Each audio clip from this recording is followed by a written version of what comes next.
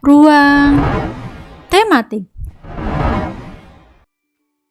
Assalamualaikum warahmatullahi wabarakatuh. Halo anak-anak hebat kelas 4. Berjumpa kembali bersama Bu Hawa di tema kedua, subtema 1 dan pembelajaran 1. Nah, seperti biasa, sebelum kita melanjutkan pembelajaran hari ini, kita perlu membaca terlebih dahulu tujuan hari ini.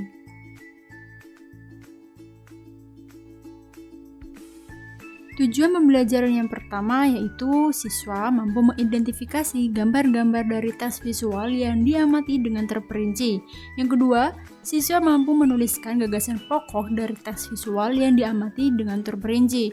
Yang ketiga, siswa mampu menjelaskan manfaat energi matahari dalam kehidupan sehari-hari dengan tepat. Dan yang keempat, siswa mampu mengidentifikasi sumber daya alam dan pemanfaatannya dengan tepat. Dan yang terakhir, siswa mampu menyajikan hasil identifikasi sumber daya alam dan pemanfaatannya dalam bentuk tulisan dengan sistematis. Baik anak-anak, sekarang kita lanjutkan pada pembelajaran hari ini. Energi sangat penting bagi kehidupan kita. Semua makhluk hidup membutuhkan energi. Tahukah kamu sumber-sumber energi yang ada? Ayo kita pelajari. Baik anak-anak, coba perhatikan gambar berikut ini. Berikut adalah gambar di mana terdapat matahari yang sedang menyinari bumi. Di situ juga terdapat keluarga yang sedang berolahraga, menjemur pakaian. Nah, kira-kira apa ya manfaat dari matahari untuk kehidupan manusia? Matahari memiliki peran yang sangat besar dalam kehidupan karena merupakan sumber energi terbesar di bumi. Panas matahari berpengaruh terhadap aktivitas manusia dan makhluk hidup lainnya di bumi. Nah, untuk lebih jelasnya lagi, kita akan belajar hari ini.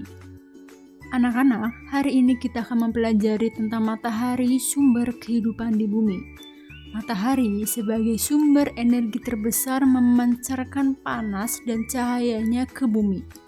Cahaya matahari menerangi bumi sehingga kita dapat melihat semua makhluk hidup dan benda di siang hari. Panas matahari mengakibatkan adanya kehidupan di bumi. Berikut beberapa peran matahari bagi kehidupan di bumi. Nah, untuk peran matahari yang pertama yaitu seiring dengan perputaran bumi pada porosnya, matahari membuat terjadinya siang dan malam. Yang kedua, seiring dengan kemiringan posisi bumi saat melakukan revolusi, matahari mengakibatkan terjadinya 4 musim di belahan bumi utara dan selatan, yaitu musim panas, musim gugur, musim dingin, dan musim semi. Yang ketiga, matahari berperan pada siklus atau perputaran air, sehingga terjadi perubahan cuaca, yaitu mulai dari cuaca mendung, panas, dan hujan. Peran matahari selanjutnya yaitu bahwa cahaya matahari di pagi hari juga membantu proses terjadinya vitamin D yang berguna bagi pertumbuhan tulang pada anak-anak. Selanjutnya, peran matahari yaitu pada proses terjadinya awan sehingga terjadinya hujan yang membasahi daratan hingga semua tumbuhan di darat dapat bertahan hidup. Air hujan yang tersimpan di tanah juga dimanfaatkan hewan dan manusia untuk keberlangsungan hidupnya. Peran matahari yang selanjutnya yaitu pada proses fotosintesis, sehingga semua tumbuhan baik di darat dan di laut dapat hidup, berkembang, dan membuat cadangan makanan untuk dikonsumsi hewan dan manusia. Panas matahari ini mengakibatkan perbedaan suhu udara yang memicu terjadinya angin. Tiupan angin kemudian juga dapat dimanfaatkan sebagai sumber energi. Selanjutnya, cahaya dan panas matahari ini digunakan sebagai sumber energi pada panel surya yang mengubah energi cahaya matahari menjadi energi listrik. Dan yang terakhir, panas matahari mengakibatkan air laut menguap. Peristiwa ini dimanfaatkan pada proses pembuatan garam. Nah anak-anak, bagaimana setelah kita mengetahui beberapa peran matahari dalam kehidupan manusia? dan makhluk hidup di bumi tentu sangatlah penting. Kita bisa bayangkan jika tidak ada matahari di bumi ini, tentu tidak ada makhluk hidup yang dapat bertahan hidup.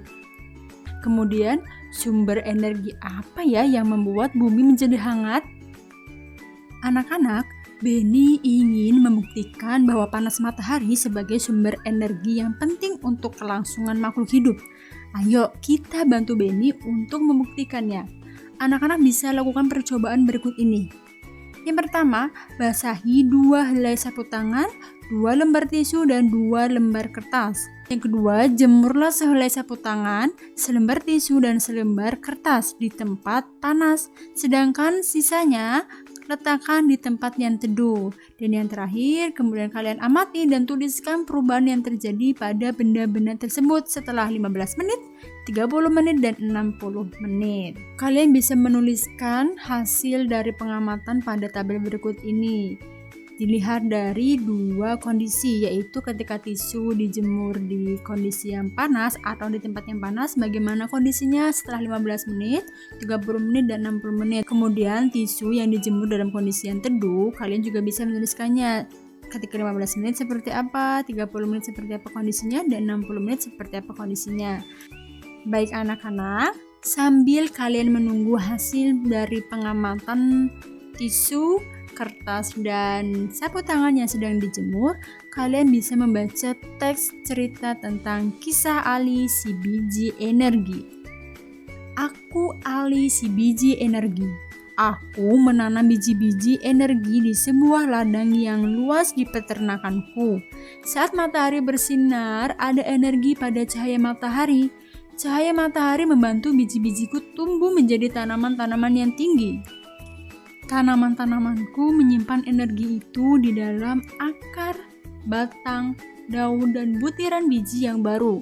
Dengan segera, aku akan tumbuh tinggi dengan daun-daun yang lebar dan biji-biji yang baru. Kamu bisa memasak dan memakan aku supaya kamu memiliki energi. Energi itu akan membantumu tumbuh, bergerak, dan berpikir. Aku juga memberi makan hewan-hewan ternak dengan beberapa bagian dari tubuhku sehingga mereka tumbuh besar dan sehat. Nah, kira-kira ini adalah tumbuhan apa ya anak-anak? Ya, itu adalah tumbuhan jagung. Energi panas matahari adalah salah satu sumber daya alam yang melimpah. Tumbuhan seperti jagung juga merupakan sumber daya alam yang harus dibudidayakan. Sumber daya alam tersebut diberikan Tuhan untuk umat manusia. Sebagai sumber daya alam, jagung banyak dimanfaatkan oleh penduduk Indonesia. Salah satunya adalah dengan mengolah dan menjualnya. Siapa di sini yang pernah memakan jagung bakar? Nah, itu adalah salah satu hasil olahan tumbuhan jagung. Anak-anak, Indonesia memiliki sumber daya alam berlimpah. Disebut sumber daya alam karena berasal dari alam. Penduduk Indonesia dapat menikmati sumber daya alam tersebut untuk memenuhi kebutuhannya. Laut Indonesia terkenal karena ikannya. Lahan yang subur menghasilkan padi, jagung, serta tumbuhan lainnya yang sangat berguna bagi penduduk. Gas bumi, minyak, serta logam banyak memberikan manfaat bagi masyarakat. Itu semua berasal dari alam. Nah anak-anak, mulai dari ikan, padi, jagung, gas bumi, minyak, logam, dan lain sebagainya, semua itu adalah berasal dari alam. Maka dari itu dinamakan sumber daya alam. Nah anak-anak, sumber daya alam itu dibagi menjadi 2. Sumber daya alam yang dapat diperbaharui dan sumber daya alam yang tidak dapat diperbaharui. Sumber daya alam yang dapat diperbaharui yaitu sumber daya alam yang tersedia dan dapat kita kelola untuk berbanyak lagi jumlahnya. Jumlah sumber daya alam ini sangat berlimpah. Contohnya seperti tumbuhan, hewan, sinar matahari, angin, dan air. Kemudian, untuk sumber daya alam yang tidak dapat diperbaharui merupakan sumber daya alam yang memiliki jumlah yang sangat terbatas dan tidak dapat diperbanyak lagi. Contohnya seperti minyak bumi, emas, besi, dan berbagai tambang. Minyak bumi, emas, besi, dan berbagai tambang ini bisa habis jika terus-menerus diambil oleh manusia. Namun beda dengan tumbuhan, hewan, sinar matahari, angin, dan air. Dia tidak akan pernah habis karena jumlahnya yang sangat banyak.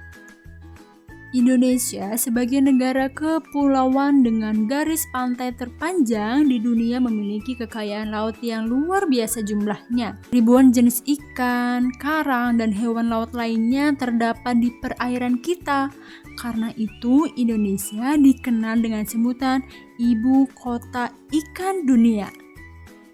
Indonesia yang terdiri atas ribuan gugusan pulau dan terletak pada garis khatulistiwa membuat negara kita sangat kaya akan jenis tumbuhan, buah-buahan, sayuran, tanaman, obat, dan banyak lagi. Indonesia juga memiliki hutan tropis yang kaya akan pohon berkayu dan hasil hutan dengan ribuan jenis hewan di dalamnya. Oleh karena itu, Indonesia pernah dikenal sebagai paru-paru dunia. Namun, sayangnya saat ini hutan-hutan di Indonesia banyak yang musnah karena pohon-pohonnya banyak ditebangi atau dialihfungsikan menjadi perkebunan sawit untuk kepentingan industri. Baik anak-anak, hari ini kita telah mempelajari sumber energi terbesar di bumi dan kemudian mulai dari pemanfaatannya dan peran-perannya. Kita juga sudah mengetahui tentang sumber daya alam yang ada di bumi. Mulai dari sumber daya alam yang dapat diperbaharui dan tidak dapat diperbaharui. Terima kasih anak-anak. Pembelajaran hari ini telah berakhir. Berjumpa kembali bersama Bu Hawa pada pembelajaran selanjutnya. Wassalamualaikum warahmatullahi wabarakatuh.